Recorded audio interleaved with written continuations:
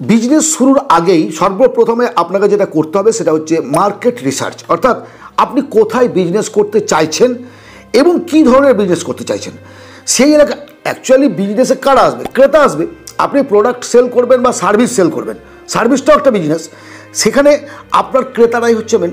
এখন ক্রেতার ক্রয় ক্ষমতা কেমন, কত টাকা তার কাছে আছে, তারা মধ্যবিত্ত গরিব নাকি অত্যন্ত ধনী, এই বিষয়টা আপনাকে জানতে হবে যে এলাকায় আপনি বিজনেসটা করতে চাইছেন। বা আপনার বাচ্চারা ক্রেতা, বড়রা ক্রেতা, মহিলারা ক্রেতা, নাকি বয়স্ক মানুষ যারা, তাদের জন্য কোনো প্রোডাক্ট আপনি সেল করছেন। প্রথমে আপনাকে রিসার্চ করতে হবে যে আপনার প্রোডাক্টটা কী ধরনের হবে, ক্রেতা কারা হবে, তাদের ক্রয় ক্ষমতা কেমন এবং এলাকা কেমন। এটা আপনি ভালোভাবে রিসার্চ করলেন। আজকে আপনার কাছে টাকা আছে, দুম করে প্রচুর টাকা ইনভেস্ট করে দিলেন, দিয়ে বিজনেস খুলে দিলেন, যে কোনো একটা যা চাইলো মন, না এইভাবে হবে না। কারণ সেভাবে বিজনেস করতে গেলে বিজনেসটা ফেলিয়ার হয়ে যাবে। আমি বলেছি, এর আগেও বলেছি যে আপনি একটা হিন্দু এলাকায় গিয়ে গরুর মাংসের দোকান করতে পারেন না, আবার মুসলিম এলাকায় গিয়ে শুয়োরের মাংসের দোকান করতে পারেন না। কথাটা ভালো করে বোঝার চেষ্টা করুন, তাহলে সেখানে আবার চলবে না। দ্বিতীয়ত, আপনি কোনো একটা গরিব এলাকায় গিয়ে বড় 4 চাকার শোরুম খুললে পরে চলবে না, আবার ধনী এলাকায় গিয়ে সাইকেলের, নর্মাল সাইকেলের দোকান যদি আপনি করতে চান চলবে না। সো মার্কেট রিসার্চ অত্যন্ত গুরুত্বপূর্ণ একটা বিষয়, সেটাকে ভালোভাবে আপনাকে খেয়াল রাখতে হবে। Second, follow your কম্পিটিশনার।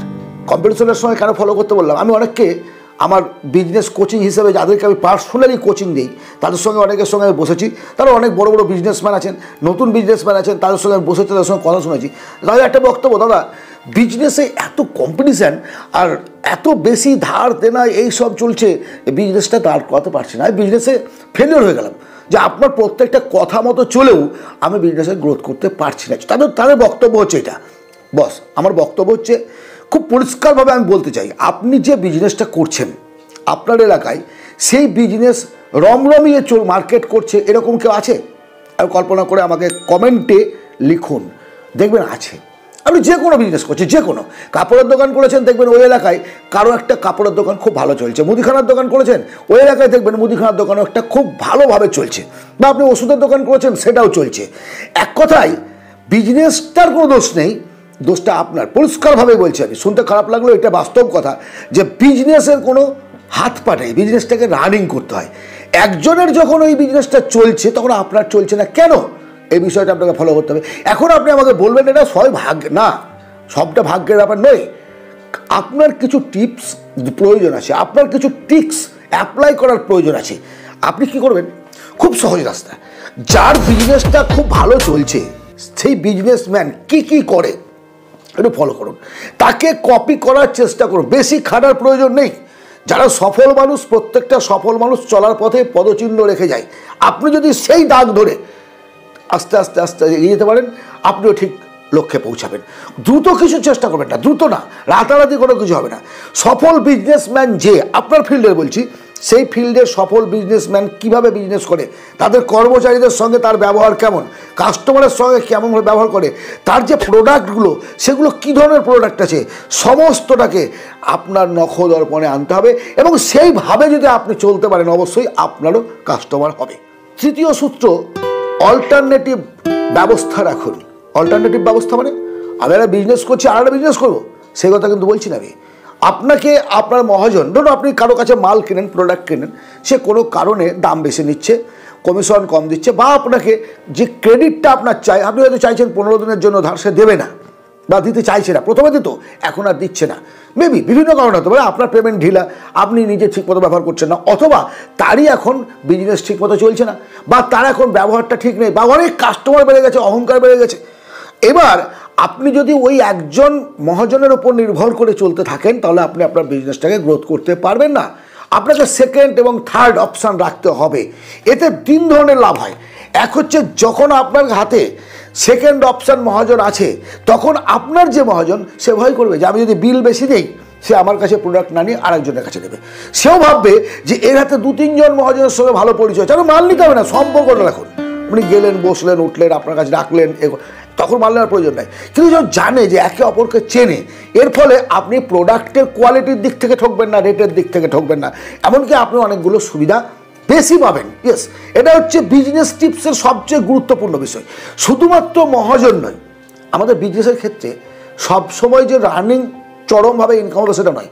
12 মাসে 12 রকম ক্যাশ হয়, এটা আপনি ফলো করবেন। এবং যারা ডেলি হিসাব করে যে আমার কত টাকা বিক্রি হলো, তারা কিন্তু জানে এটা যে 12 মাসে 12 রকম ক্যাশ হয়। কোনো মাসে যদি আপনার সেল কমে যায় বা কোনো কারণে যদি কোনো দুর্ঘটনা ঘটে, বিজনেসে কোনো ডাউন আসে, আপনি কি করবেন? Alternative plan. আমি বলছি অল্টারনেটিভ প্ল্যান বিজনেসের ক্ষেত্রে অত্যন্ত গুরুত্বপূর্ণ। আপনাকে টাকা ইনভেস্টের ক্ষেত্রে অল্টারনেটিভ প্ল্যানটাকে প্রয়োগ করতে হবে। কীরকম? আমি বলেছি বিজনেস যখন আপনি করবেন, ধরুন আপনার মানি 90,000 টাকা আপনি বিজনেসে খাটাতে চান, সেই ক্ষেত্রে আপনার যে ইনভেস্টমেন্ট বিজনেসের পারপাসে সেটা হবে 30,000 টাকা। 30,000 টাকা আপনার প্রোডাক্ট থাকবে, আর 30,000 টাকা রোলিং থাকবে। অর্থাৎ কাস্টমার ধার নেবে, আপনি ধার নেবেন, প্রোডাক্ট কিনবেন, মার্কেটে রানিং থাকবে 30,000 টাকা। আর 30,000 টাকা আপনার এমার্জেন্সি বিজনেস ফান্ডে রাখতে হবে। এমার্জেন্সি বিজনেস ফান্ড, যদি কখনো কোনো দুর্ঘটনা ঘটে, যদি কোনো অসুবিধা হয়, সেই টাকা যেন এসে বিজনেসে আপনি ইনভেস্ট করতে পারেন। এবার ইনভেস্ট তো করে দিলেন, সেখান থেকে আবার আপনার যখন বিজনেস রানিং হলো, ওই টাকা তুলে নিয়ে আবার আপনাকে এমার্জেন্সি ফান্ডে রাখতে হবে। এমার্জেন্সি ফান্ডের টাকা ব্যবহার করার জন্য নয়, শুধুমাত্র রক্ষা করার জন্য, আপনার বিজনেস লাইফটাকে রক্ষা করার জন্য। আমরা অনেকে এই বিষয়টি ভুল করি। আমার কাছে প্রচুর টাকা আছে, আমার সব টাকাটাকে আমি বিজনেসে ইনভেস্ট করে দিলাম। সে লোন করে হোক, যে কোনো হোক, আমি ইনভেস্ট করে দিয়ে যখন বিজনেস শুরু করছে, বিজনেসটা শুরু করলেই বিজনেসটা রানিং হবে না। তো বিজনেসটা রানিং করতে সময় লাগবে, 1 বছর থেকে 5 বছর সময় লাগে। একটা বিজনেস এমনি এমনি বড় হয় না। কারণ কাস্টমাররাও চিন্তা করবে যে আমি এর কাছে নতুন কাস্টমার যাবো, যদি দোকানটা বন্ধ হয়ে যায় তাহলে হয়তো আমাকে আমার পুরনো মহাজন আর মাল দেবে না, শুধু চিন্তা করবে। শুধু আপনার স্থায়িত্ব, আপনার ব্যবহার, আপনার প্রোডাক্টের কোয়ালিটি, দাম, সমস্ত কিছু বিবেচনা করে কাস্টমার আপনার কাছে আসবে। সো তাড়াতাড়ি হবে না। তো এই যে আপনি ইনভেস্ট করে ফেলেছেন সব টাকা, আর এই মাঝখানে আপনার এমার্জেন্সি কোনো টাকার দরকার পড়লে আপনি যাবেন কোথায়? পারবেন না তো যেতে। আবার যে বিজনেসটা করেছেন সেটা যদি লস হয়ে যায়, আপনি কী করবেন? সো আপনাকে অল্টারনেটিভ প্ল্যান রাখতে হবে, রাখতে হবে, রাখতে হবে।